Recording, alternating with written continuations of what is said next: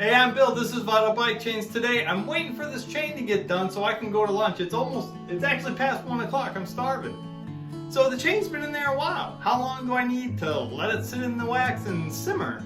Let's do a little bit of investigation and see if we can come up with a little bit of science to it to come up with the value.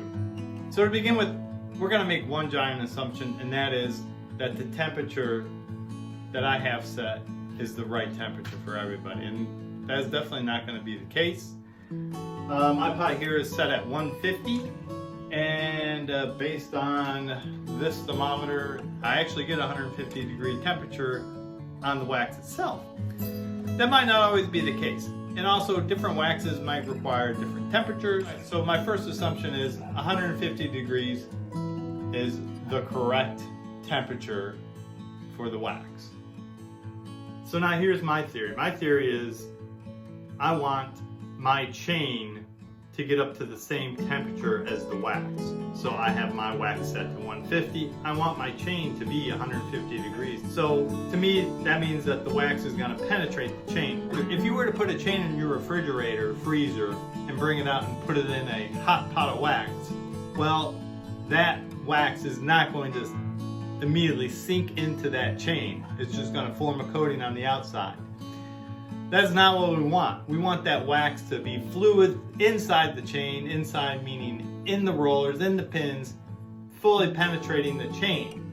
So to me, I want that chain to be at least the melting temperature of the wax.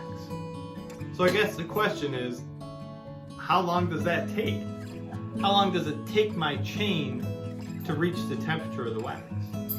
I'm setting a 5-minute timer on my phone. I'm going to check the temperature of the chain every 5 minutes, starting off with a chain that's been sitting in the air conditioning shop is 76 degrees. If you store your chain in your garage, maybe it's hot in there or maybe it's cold in there, so your starting point is going to be a different temperature than mine.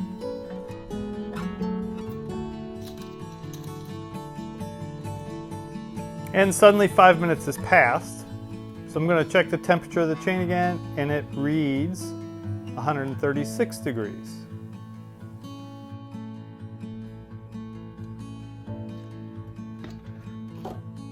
Now we're at the 10-minute mark. I'm going to check the temperature, and it comes out to 147 degrees. Here we are at the 15-minute mark, and my temperature is 152 degrees. Yes, it's a little bit above the set point of the pot.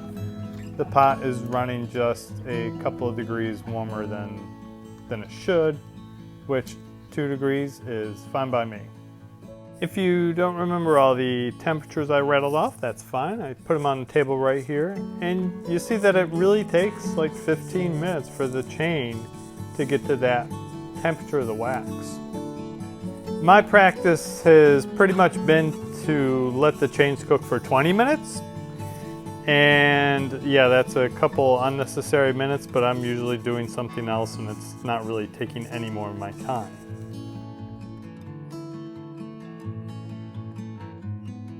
A couple of things you might be asking yourself, and one of those things is, what is so magical about 150 degrees Fahrenheit? Why stop there? What about 160 degrees? Or let's try 175 degrees or maybe even 200 degrees. Matter of fact, how high does this pot go?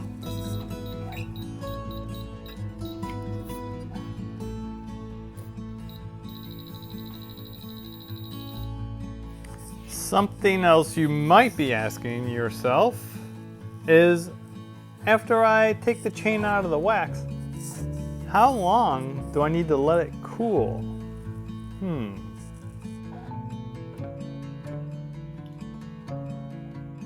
I'll get around to answering both these questions, but it's going to have to be in another video.